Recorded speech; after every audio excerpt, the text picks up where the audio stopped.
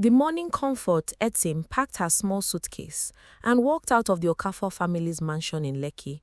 Nobody stopped her. Nobody even asked where she was going. To them, she was just a quiet housemaid who had worked there for 11 years.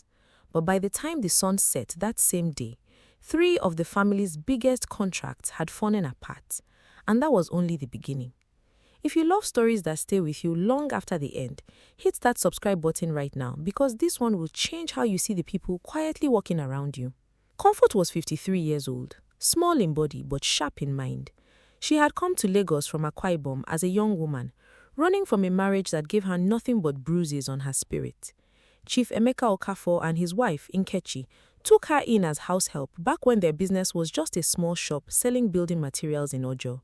Nobody remembers this now, but it was Comfort who first noticed that the shop was running at a loss because the store manager was quietly diverting stock.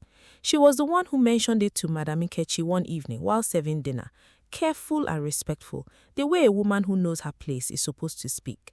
Nkechi listened, and from that day, something shifted. Over the years, Comfort became more than a maid. She became the family's quiet compass.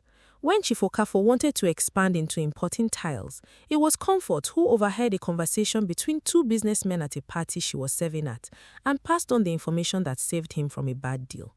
When his son, Kelvin, wanted to marry a woman who was clearly only interested in the family's money, it was Comfort who gently warned Nkechi, and the engagement was quietly called off before disaster struck. She never asked for credit, she never demanded recognition. She simply loved this family in her own way, and she protected them with the same instinct a mother uses to protect her children. But somewhere along the line, Comfort in the house became something else. The family grew wealthy, new cars, a mansion in Lekki, Kelvin's designer wardrobe, Nkechi's growing collection of jewelry. And with the wealth came a kind of blindness. They stopped seeing Comfort. She was just the help. When guests came, she was told to stay in the kitchen. When family pictures were taken, she was the one holding the camera. Her salary barely moved in 11 years, while the family spent millions on parties that lasted one night. The final blow came on Kelvin's birthday. Comfort had prepared his favorite dish, pepper soup with catfish, the way she'd done it since he was 12 years old. But Kelvin's new girlfriend laughed and said, "Why is the maid cooking for a birthday this big? Get proper caterers." Nkechi, trying to impress the girl's wealthy family, agreed. Comfort's food was thrown away in front of her. Nobody apologized. Nobody even noticed the tears she quietly wiped before returning to the kitchen. That night, Comfort packed her suitcase. She didn't leave in anger. She left in quiet exhaustion, the kind that builds for years before it finally breaks. She had saved a little money over the years, enough to rent a small room in Ikorodu and start over. She told no one where she was going. Within weeks, everything the family didn't realize she'd been holding together began to crumble.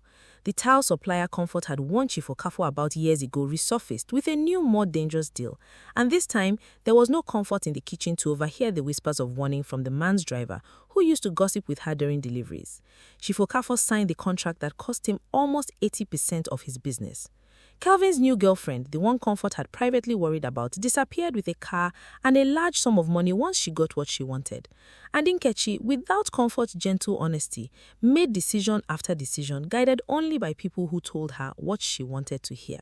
6 months later, the Okafor family was a shadow of what they used to be. The Lekki mansion was on the market. Kelvin had moved back into a modest flat.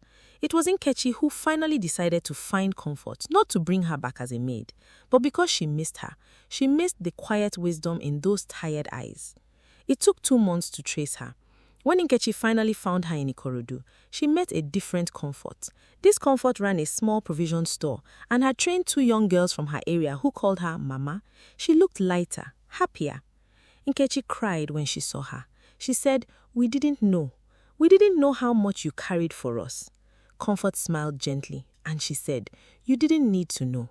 I never did it to be seen. I did it because I loved this family. But love should never mean being invisible." She didn't return to their house, but she forgave them, and slowly a real friendship began, one built on respect instead of hierarchy. The Okafors rebuilt, humbler this time, wiser, and Comfort finally lived a life where her worth wasn't hidden in someone else's success. If this story touched you, Don't scroll past without hitting that like button and subscribing for more stories like this. Sometimes the people holding everything together are the ones we notice the least. Don't wait until they're gone to see their worth.